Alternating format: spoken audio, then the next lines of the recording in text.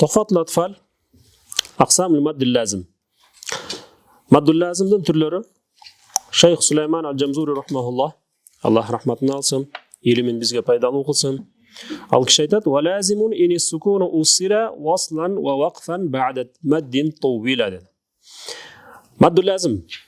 Kecha kuni maddin turlarini o'tganmiz. Al joqda maddi tabiiy, maddi asli, maddi zati, alar iki hareketden aşıkça sozulmaydi dedik. Alardan qo'shimcha maddi usila sug'ura, maddul badal, anan şol maddi tabiiyning turlari bo'lib ketdi. Ondan keyin ikkidan aşıkça sozulmaga sebep kerak dedik. Al sebep C hamza bo'lish kerak, C sukun bo'lish kerak. Hamza iki türlü keldi. Hamza maddil muttasil bilan keldi. Bir kalimanın içinde tutaşıp kelçi bolsa hamza sozulma bilan çoğu. Anda 5 hareket vacip dedik. Maddil muttasil bo'ldi. İki kalimada kelse, birinci kalimada sozulma, ikinci kalimada hamza kelçi bolsa anda maddil munfasil bo'ldi. Al maddil jaiz bo'ldi. 2 4 5 hareket sozulturan bo'ldi. Ondan keyin sukun. İkinci sebep sukun. Sukun arid, sukun asli qilib böldük. Sukun arid degan o'zda al yerga to'xtoy turgan bo'lsa anda sukun olib keldik. Nasta'in, al-alamin. Al shunda da jaiz bo'ldi. 2 hareket, 4 6 hareket. Anan sukun asli. Sukun asli deganda o'zgarbay turgan sukun keladi. Al biz al yerga to'xtoymiz bu. Je ulab ketamiz bu, ani bilan ishi yo'q. Al o'shol yerda sukun asli al baylangan o'shol yerda turaveradi. Oşonday sukun bilan kela turgan maddin turine keldik. Demek bu yerda aytadi: "Va lazimun in sukunu usila." Lazim maddu lazim bo'ladi. Eğer de sukun asli bo'lsa, waslan va waqfan, al waslan indal wasl bo'lavi, indal waqf bo'lavi. Anın ishi yo'q. Al sukun o'zgarbay turaveradi. Ba'da maddin sozulmadan keyingi kelgan sukun. Tawila ani biz sozulup hükümü sozulmalarının qatarına kirib 6 hareket sozula turgan bo'ldi. Lazımdan hüküm 6 hareket dedik. Anan hem ne sebepten lazım deb bu atalып atadi, hem ne sebepten vacip deb atalbады dese, maddul lazım deb atalgandığı iki sebep menen boldu. Birincisi jalpı 10 qiraattın jalpı qarılar bardığı birday millet tutuştu 6 hareket. Bardığında bu janaqınday özgöre turgan emas, başka da 4 2 sozulma yok, 6 hareketke. Anan ikincisi 6 hareket oşol mildetli türde sozula turgan. Bu ikinci manesi lazım degende bizge hükümdü bildirip atat. Yani madde lazım 6 harakat eken degen. Aqsamu lazimil ladayhim 4 ve zaka kilmiyyun ve harfiyyun ma'ah. Demek lazımdın türleri ladayhim degende yani indal qurra qarıların aytısında, alardan bölüsünde 4 eken. Ve tilke kilmiyyun ve harfiyyun ma'ah. Alar kilmi anan harfi bolup bölünedi. Kilmi degen özde bir kalimanın içinde sozulma sukun menen çoğu kele turgan bolsa, al kilmi bolot. Ha, misalı azırkı bu jakta men aqsamul maddil lazim bölündü. Kilmi boldu anan harfi bolup bölündü. Kilmi degen özde je kilmi iki türlü aytılıveradi bu. Bir kalimanın içinde sozulma kelip kalsa al kilmi boldu. Bu özü iki türlü boldu. Musakkalun anan muhaffafun boldu. Musakkal saqil kalimasından kelip atat. Misalı or degende ma'no mushaddad yani tashdidli türde kele turgan. Mushaddad tashdidli türde. Misalı qanday? Ad-dallin velad-dallin degen kalimasında ayatda velad-dallin desek. Velad-dallin. Uşul yerde velad-da sozulma keldi. Anan lam var. Lamdan üstünde bizde alamat var. Taşdid alamatı var. Oşol yerde negizi iki lam var. Birincisi sükundu, ikincisi hareketli. Qaysi yerde tamga şaddalu kele turgan bolsa, al yerde söz sükundu var, anan hareketlisi var. İki harfti qamtıp bir harf menen жазып üstüge anan kişineke belgi koyup koygan. Bu yerde de oşonda ele sükundu lam var, hareketli lam var. Mına oşol sükundu lamdi esepke alıp atabız hazır biz. Andan burada sozulma geldi, anan sükun geldi. Al sükun, bu yerde sükun. Bu sükun özgörmeydi. Velad-dallina deb qo'shib ketasiz indal wasl. Je velad-dallin deb to'xtab o'tasizmi? Ani menen ishi yo'q. Al sükun boydan turaveradi. O'sha sükun asli bo'lib o'tadi. O'zgörmez sükun bo'ldi. Mana o'sha sükun sebep bo'lib o'tadi. Bizning bu yerda qancha harakat sozishimizga 6 hareket sozgonumuz. Veladdallin. Hareket aldında ошондой деген qabdul yad aw bastuhu. Koldu bir jumup ekinchi açуу bul iki hareket bolup sanalat деген. Harekette özünüz qanday bir özünüzgө ыңгайлуу кылып туруп, анан ошол өлчөм менен сиз башында ошого көндүрөсүз. Riyada, mumarasa, könügü ошону менен болот. Мисалы, veladdallin деп анан барып анан ошол нерсеге өзү көнүп калат. Демек бул биринчи эле маддул лазимдин килмий мусаккал болуп эсептелет экен. Валаддалин. Ошондой эле ас-сахха калимасы. Же ат-тамма десек, андан башка да мисалдар көп. Мисалы бир эле калимада эки жолу эки маддул лазимда келип калат. Атуха десек, атуха жуни. Бул жерде шадда келди. Андан мурда созулма келип атат, алты харекет. Анан жу дегенибизде нунда созулма эме бар, шадда бар. Бул жерде алган алты харекет. Атуха жуни. Алтынан созобуз. Бул бир калимада эки маддул лазимдин келгенге мисал болду. Экөөсү тең маддул лазим килмей мусаккал болуп атат. Ушундай түрлөрдүн бардыгын мусаккалдын түрүнө киргизебиз дагы эми килмей мухаффаф бар. Мухаффаф дегенде ал жерде сүкун келет. Сүкун аслый, бирок эч кандай мушаддат келбейт ал. Жеңил сүкун келет.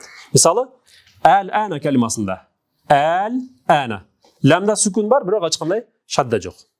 Ошол себептен бул жерде ал калимасындагы келген хамзадан кийин алты харекет созобуз. Ламдан кийинки созулма бул жерде эки харекет мадды табиғи. Ламга чейинки созулманы 6 деп эсептейбиз. Ал-ана калимасы Юнус сүрөсүндө 51-аят, анан 91 аяттарда келет болду. Башка жерде килми мухаффаф келбейт. Бир эле калима 2 аятта келет. Ал-ан калимасы. Башка сүрөлөрдө да ал-ан калимасы келет. Бирок ал жерлерде созбойбуз. Ал-ана. Бул жерде эмне себептен созот? Бул жерде созгонубуздун себеби бул хамзатул истифхам алдында келди. Суралуу хамза келип атат алдында. Анан кийин ал-ана болгон. Бул жерде дагы бир хамза болгон, аны алмаштырып маддул бадалдын өкүмүндө болгон, артында сүкүн келгендиктен бул жерде маддул бадал эмес, сүкүн келгендиктен маддул лазим ал жерде күчтүү болуп кетти. Ошол себептен бул жерде ал-ана ва кад асайта ошол Юнус сүрөсүндө гана келе турган болду. Бул мухаффаф болду. Демек биз түшүндүк, маддул лазим килмей мусаккал, маддул лазим килмей мухаффаф. Килмей дегени бир калиманын ичинде созулмалар келип атат. Маддул лазим. Эми маддул лазим харфий болот. Маддул лазим харфий бул Кур'анда фи ауаили суар сүрөнүн башындагы эле келген харфтарга тиешелүү болот. Бул сүрөнүн ортосунда, аягында келбейт. Фи ауаили суар. Хуруфул муқаттаат деп коет. Хуруф al-muqatta'at. Muqatta'a degende janaqындай бөлүнүп лам, мим, нун, сад, қаф деп окула тургандай бөлүнүп muqatta'at деп коет. Булар сүрөнүн башында эле, кээ бир сүрөлөрдүн башында, Бакара, Ал-Имран сүрөсүндө окшогон сүрөлөрдүн башында гана келе турган аяттар болуп эсептелет. Анан ошол харфи бир харфтын ичинде созулма келет. Ал кандай? Бир харфтын ичинде келгенде, мисалы алиф, лам, мим десек, лам же мим дедик. Экөөнү алайлы. Лам бул негизинен тажвид эрежесинде муну суласийл хуруф деп коет. Суласи деп коет. 3 тамга. Лам бар, анан алиф бар, анан мим бар. 3 харфтан түзүлүп аткан харф болот. Мим да ошондой. Мим бар, ортодо я бар, анан мим бар. Бул да суласи. Качан бул жерде маддул лазим харфи мусаккал же мухаффаф болуш үчүн харф суласи болуш керек. Эгерде сунаи экилик болуп калса, мисалы то десек, же ха десек, же я десек, булар эки харфтан түзүлүп атат. То алиф, ха алиф, я алиф. Булар кирбей калат лазимге. Лазимге кириш үчүн сөзсүз эмне болуш керек экен? 3 харфтан түзүлгөн болуш керек. Ортосунда созулма келген болуш керек. Анан созулмадан кийин сүкүн, кандай сүкүн? Сүкүн аслый келиш керек. Мисалы лам, же мим дегенибизде сүкүн өзгөрбөйт ал. Ал сиз Европта кандай абалды алып келмеңиз, бул жердеги сүкүн бойдон тура берет. Ал сүкүн аслый болот. Ошондой эмелер келет. Алар анан мусаккал, мухаффаф болуп бөлүнөт. Демек биз билип алдык. Кур'андын башында келген кара харфтарга тиешелүү болот экен. Бул харфи, маддул лазим, харфи, мусаккал, мухаффаф. Эми мусаккал кандай болот? Мисалы, алиф дедик. Алифте созулма барбы? Жок. Анткени алифтики кандай болот? Алиф деп жазылчу болсо, ортосунда аракеттүү келгендиктен алиф харфында эч кандай созулма жок. Алиф деп отурбайбыз. Алиф деп коебуз болду. Анан лам. Бакара сүрөсүн алайлы. Лам. Мим. Чечилип жазылышы. Алиф, лам, мим. Мына ушул жерде биздин созулма келди. Алты аракет лам. Анан биз бул жерде келген сүкүндүү мимди аракеттүү мимге эмне кылабыз? Идгам кылабыз. Идгамул мислейн өкүм пайда болду. Идгамул мислейн. Гунна канча аракет? 2 аракет. Мимге киргизебиз. Анан кайра созулма пайда болду маддул лазим. Канча аракет? 6 аракет. Мына ушул жерде биз идгам пайда болгондуктан аны биз мусаккал деп атайбыз. Алиф лам, ламдын мимге кирип аткан ламдын өзүнү мусаккал деп атайбыз. Маддул лазим, харфи, мусаккал ошол лам аталды. Мимчи? Мим мухаффаф болуп калды. Анткени мим дегенибизде келген мимдин акыркы тамгасы кийинки келип аткан тамга келбегендиктен, же эч кандай идгам болбогондуктан жеңил абалда токтодук. Бул маддул лазим, харфи, мухаффаф болуп калды. Лам маддул лазим, мусаккал болуп калды. Харфи, мусаккал болду. Алиф, лам, мим. Демек, ламда 6 аракет, ортодо гуннан 2 аракет кармайбыз, анан 6 аракет. 14 аракет ал жерде кармашыбыз керек. Алиф, лам, мим. 6-6-нан маддул лазим кармайбыз дедик. Андан кийин то, син, мим. То, син, мим. То канча аракет созулат? 2 аракет. Бул маддул лазимге кире албайт. Анткени 2 харфтан түзүлүп атат. Син 6 аракет. Анткени син дегенибизде муну ортосунда созулма бар. Я. Син. Мим да ошондой. Анан син дегенибизде акыркы тамгасы неме менен бүтүп атат? Нун менен бүтүп атат. Демек мимге аны идгам кылабыз. Син, мим. Син, мим. Сүкүндүү нунду акыркы тамгасын мимге идгам кылып аткандыктан бул жерде син кандай эме болуп калды? Маддул лазим, харфи, мусаккал болуп калды. Яни мушаддат болуп калды. Өзүнөн кийин келип аткан мимге таштиттүү болуп идгам болгондуктан ал жерде биз аны харфи, мусаккал деп атадык. Анан бул жерде сүкүндүү нун кирип атканда дагы бир өкүм пайда болду. Ал өкүм идгам бегунна. Син, мим. Мимдин өзү 6 аракет созулат, бирок бул не болуп калды? Мухаффаф болуп калды. Болду. Алиф, лам, мим, то, син, мим. Экөөсүндө гана мусаккал келе турган болду. Башка жерде келбейт. Бирок алиф, лам, мим менен башталган сүрөлөр Бакара, Фатиха, Бакара, Али Имран дагы бир топ 5 сүрө алиф, лам, мим менен башталат. Ошол сүрөлөрдүн бардыгында алиф, лам, мим дегенибизде лам харфи мусаккал болуп өкүм алды. То, син, мим менен башталганда да син дагы ошондой эле мусаккал өкүмүн алды. Болду. Башка келген сүрөлөрдүн башка аваили суар сүрөлөрдүн башында келген харфтарда бардыгында калганы мухаффаф өкүмүн ала берет. Түшүнүктүү болду? Эми мухаффафка мисал алып келип аттык. Мынакей алиф, лам, мим же то, син, мим дедик. Бул жерде биз жалпы эле Кур'андын башында келген харфтардын бардыгын бөлүп алабыз. Биринчи, ухадиятул хуруф. Ухадия дегени bir harftan түзүлгөн harfi эмелер, маддул лазим harfiler бар. Мисалы, сад. Сад вал Кур'ани ди зикр. Сад дегенибизде эч кандай эч жака идгам болгон жок. Харфи өзүнчө келип атат. Демек бул не болот экен? Маддул лазим harfi мухаффаф болот. قاف والقرآن المجيد. مد اللازم حرفي مخفف. نون والقلم. مد اللازم حرفي مخفف. Bular bir harftan kelgenler. Emi iki harftan kelgenler var. Sunaiyatul huruf, iki harftan tuzilgenleri. Taha. Taha süresi. Taha'da var mı? Maddu lazım. Yok. Antikeni ta dağın, ha dağın ikili harftan tuzilip otur. Taha. Anın sozulması iki hareket gözünü alat. İki hareket. Maddu tabi'i ölçümdağına sozup koyuyoruz. Taha. Taha süresinde bu iki harf, ta harfi harftin 28 harfin içinde en güçlüsü. Bolğan güçlü sıfatlardan bardığın özüne toptagan 6 sıfat var. Ha tamgaların içinde en alsızı. Ad'aful huruf ha. Aqval huruf ta. Ta-ha. Süresinin baştapkı ayeti şunu bilen baştalgan. Ta-sin. Ta degenizde harakatayn, iki hareket. Sinchi. 6 hareket. Sinden keyin hech qanday harf je bolbosa başka emege kalimaga yılgan bolbogonduktan sin bul jerde harfi muhaffaf. Ta sin sozup koyuyoruz dedik. Ya sin. Ya harfi. İki hareket. Ya sin 6 hareket. Ya sin. Ha mim.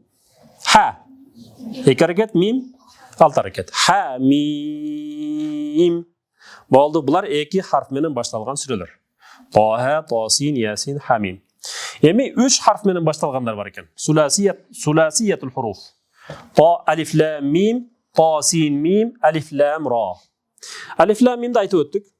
Ta, sin, mim'de de aytı öttük. Eki öten aytıldı. Emi alif, lam, ra. Alif sozulbaydı. Lam kaç hareket? 6. Ra 2. Lam ra. Lam menen ra'nın ökönün birikken yerinde qanday hüküm var? İzhar şafavi. İzhar şafavi. Oşo sebepten bu yerde kelgen lamdı biz harfi ne deytkenmiz? Muhaffaf. Ra men tabi'i ölçümüne almadı. 4 harften tüzülgön ayatlar gelet. Alif, lam, mim, sad. Alif sozulbaydı. Sozulma yok. Lam 6 hareket. Mim 6. Sad 6. 18 hareketsiz olsun. Alif, lam, mim, sad. Degenizde men jana keşiresler bu jerde men alif, lam, mim, ta, sin, mim dep koyupum. Alif, lam, mim, sad dagın ele musaqqalga qo'shiladi ekan bu jerde. Lam, mim ekönü qo'shilgan jeri. Lam mimge qo'shilgan jerini harfi musaqqal deb hukm beramiz. Ha mim sad degendechi izhar bo'lgandikdan muhaffaf bo'lib o'tadi. Sad muhaffaf bo'ladi. Alif lam mim ra bu yerda dag'ini o'shal musaqqal bo'lganan oxirgi ra mad tabiiy o'lchamda oldi. 5 harfdan tuzilgan var oxirgisi bu. 5 harfdan tuzilgan kelgan oyatlar bo'ladi. Kaf, ha, ya, ayn, sad. Kaf, ha, ya, ayn, sad. Özünçe cezavuz. Kaf. 3 harfdan tuzilib o'tadi. Kaf. Ha. 2 harf. Ya. 2. Ayn. 3. Sad. 4. 3. 4. 5. harf. Kaf. 6 hareket. Kaf. Ha. Kaf o'zi qaysi turga kirib o'tadi? Muhaffaf bo'lib o'tadi. Ya'ni keyin oxirgi tamg'ani ochiq o'qib o'tamiz. Ha 2 hareket. Ya 2 hareket. Ayn. Aynda 2 turda o'qiymiz. 6 anan 4 o'qiladi. 6'ni muqaddam deb qo'yamiz. Birinchi 6 bilan o'qiymiz. 6 bilan birinchi o'qiymiz, anan 4. Agarda siz Qur'onni topshirib o'tgan bo'lsangiz, ustozga, ustoz sizga öğret odat. Al uçurda birinci 6 menen okup durup, andan 4 menen okulat. Ayın damgası. Antkeni ayın damgasında bu yerde negizi ya harfi lin. Anan nun sükundu kelgenden bu yerde negizi maddulin bolup otat. Ayın degenizde. Maddulin bolup otat, birok 2 hareket yok bu yerde. 4-6 gana. Negizi maddulinde 2 hareket var. Ha? Li ilafi Quraysh desek. Bayt desek. 2, 4, 6 kılsak bu. Ayın tamgasında da maddulin. Birok 4-6 gana созобуз. Сот, сод 6 аракет созулат. Бул Мариям сүрөсүнүн баштапкы аяты. Каф, ха, я, айн, сод. Мына жерде кандай өкүм пайда болду? Ихфа пайда болду. Ихфа хакыйкый. Нуну сакина сотко жолугуп атат. Айн, сод деп окуйбуз. Бул жерде айындагын, соттагын, кафтагын бардыгы эле мухаффаф. Анткени келген харф кийинки харфка идгам болгондо гана мусаккал болот. Идгам болбосо эч кандай мусаккал болбойт. Эми Шура сүрөсү калды. Ха мим. Ха канча аракет? 2 аракет. Мим 6 аракет болот. Ха мим. Анан айын келет, жана кандай эле? Айын да 6 4 кылабыз. Айын син келет. Qaf келет. Qaf. Sin 6.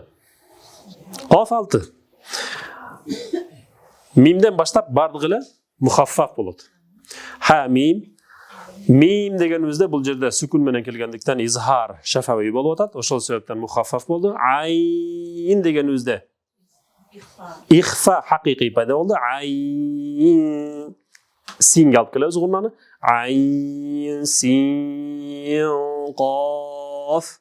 Бул жерде да гунна ихфа пайда болду. Ошол себептен мунун бардыгы мухаффаф болуп эсептелет. Булар 5 харфтан түзүлгөн. Акыркы ошол 5 харф Мариям сүрөсү менен Шура сүрөсү болду. Демек ушуну менен жалпы Кур'андын башталган Кур'анда харф менен башталган сүрөлөрдүн бардыгы ушуну менен жыйынтыкталды. Булар эгерде харф менен ошол келген сүрөнүн башындагы келген харф менен башталгандардын бардыгын харфи дейбиз. Анан болгону харфи, анан мусаккал, мухаффаф болуп бөлүндү.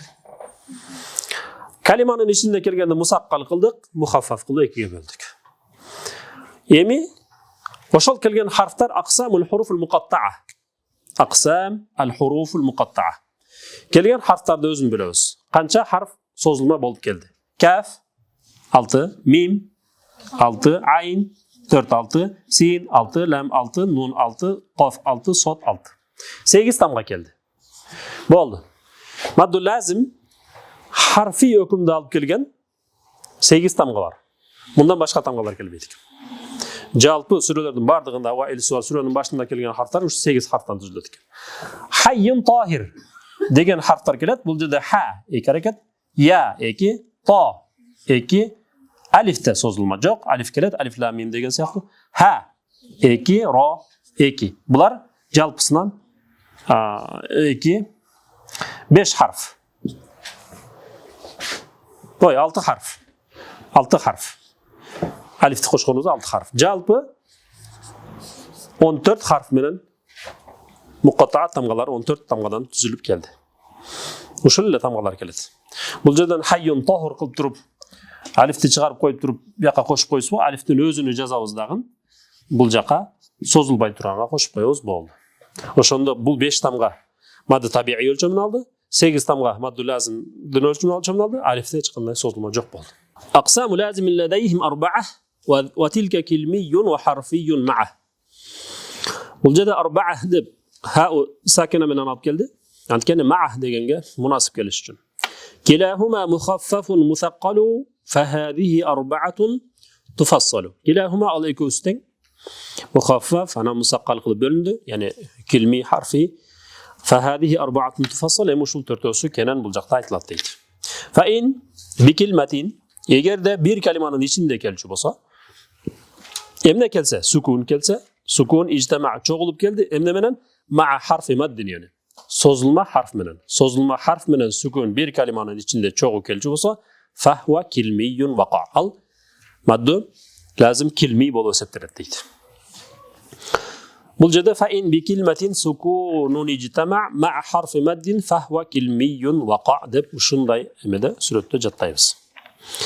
Анан ау фи суласийил хуруфи вужида дейт. Же болбосо фи суласийил хуруф 3 харфтан түзүлгөн харфтар бар деп атат. Суласийил хуруф азыркындай мисалы лам, мим, qaf дегендей 3 харфтан түзүлгөндөр бар.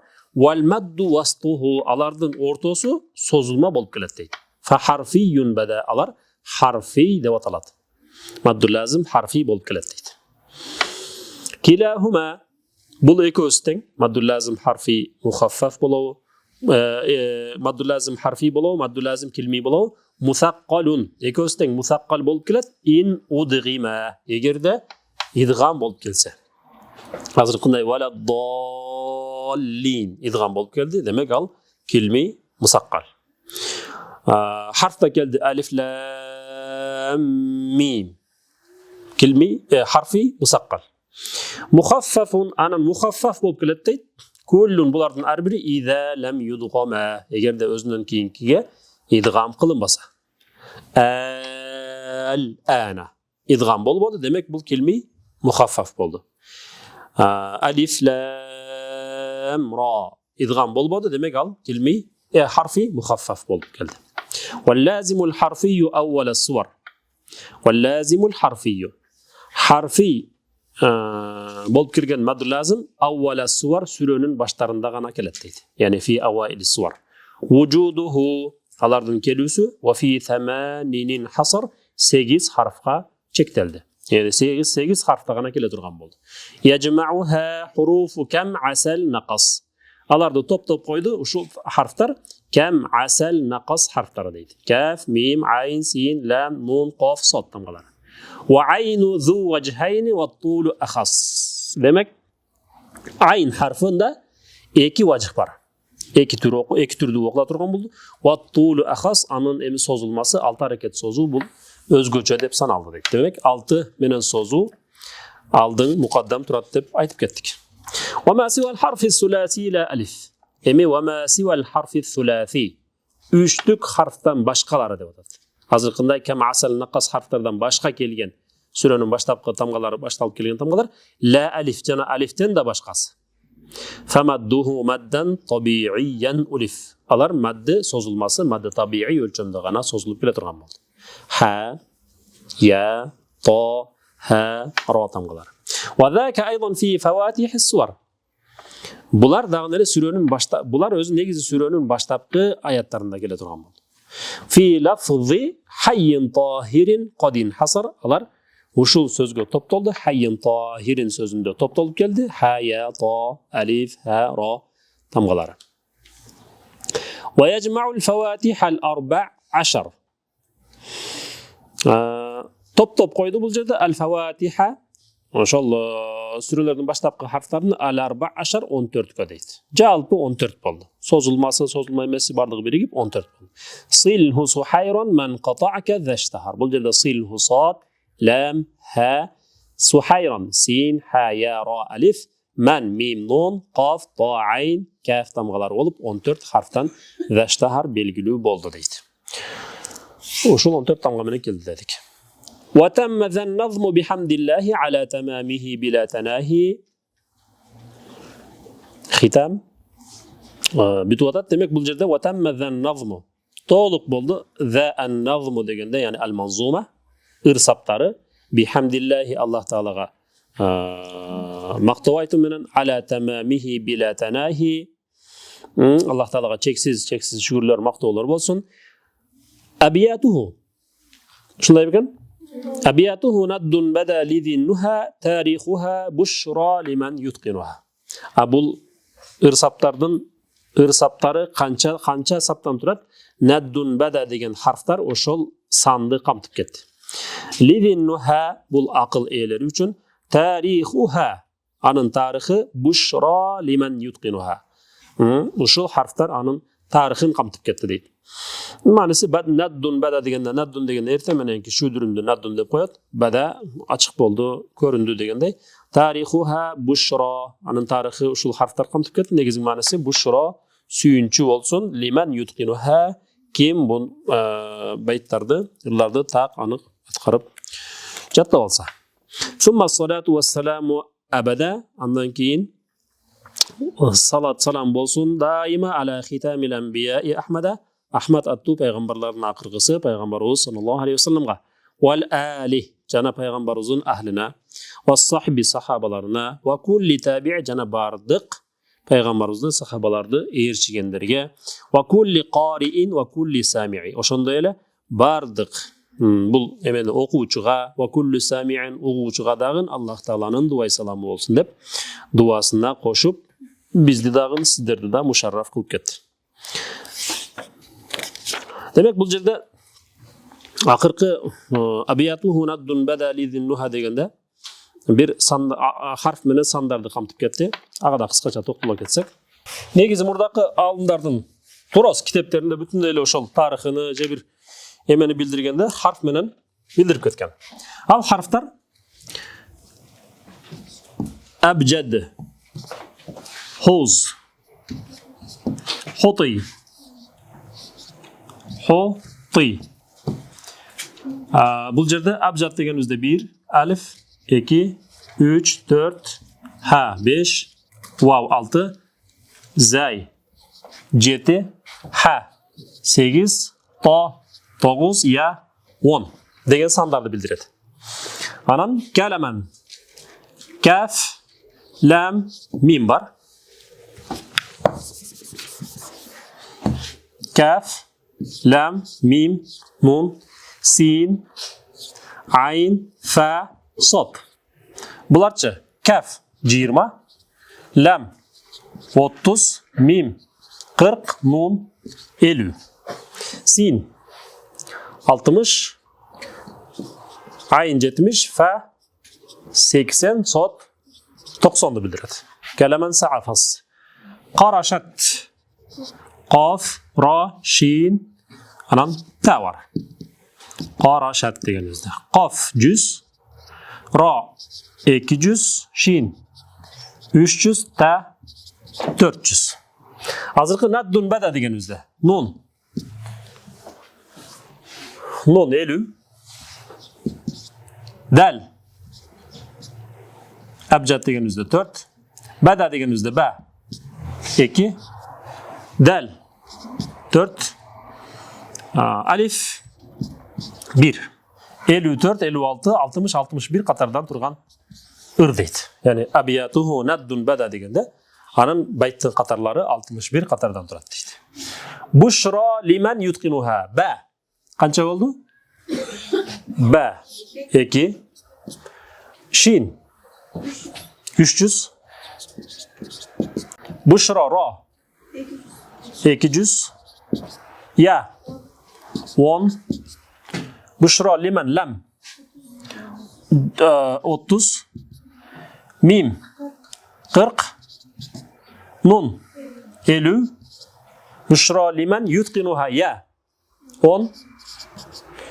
Yutta 400. Qaf 100. Yutqinu nun ha 5. Alif 1. Жалпы сан қанша болады? 300, 500, 900, 1000. 1040, 1080, 1130, 33, 34, 39, 49, 98. 1198 Hicri yılında yazılgan kitap ekan. Бұл жерде Bushra liman yutqinuha деген ошондой сандарды камтып алып келди. Негизи Шайх Сулейман Ал-Жамзури 1169-жылы төрөлгөн деген риwаяттарга келдик. Устазы Нуруддин Али ибн Умар 1129 төрөлүп, 39 төрөлүп 1229 кайтыш болгон. 90 жашында демек. Ошол жылдары жазылган китеп болду. Бул жерде дагы бир Маддул-Лазимдан бизге тиешелүү бир пайда бар, маалымат бар. Эгерде Маддул-Лазим келмей болуп келген калимага токтой турган болуп калдык. Мисалы даваб же мудар деп токтой турган болсок, ал жерде негизи токтой турган болсок, бир калимага токтой турган болсок, мадду-арид лиссукун пайда болот дегенбиз. Мадду-арид лиссукунда 2, 4, 6 созулма бар. Ал маддул-жайиз. Кандай ушундай кайсы эле учурда ушундай созулма болуп калса, биз созулманын эң күчтүүсүн алабыз. Бул жерде созулманын эң күчтүүсү маддул лазим болуп атат, анан маддул муттасил болуп атат, анан маддул мунфасил, анан маддул арыз болуп, анан маддул табиий болуп бөлүнөт. Ошол себептен эң күчтүүсү бул жерде мисалы гайра мудар деп токтосок. Ал жерде токтогон себептен маддул арыз дагы пайда болуп атат. Сүкүн алып келип атабыз да. Бирок биз маддул лазим менен токтойбуз. Гайра мудар деп алты аракет менен. Же саваф деп алты аракет менен гана токтойбуз дейт. Аллаху таала а'лам. Аллах таалам баарыбызга пайдалуу кылсын. Бул дүйнө акыретибизге китепти колдонуп, Кур'ан китебин тажвид менен окуганды баарыбызга насип этсин. Акысын бергенди насип этсин. Аллах таалам разы болсун.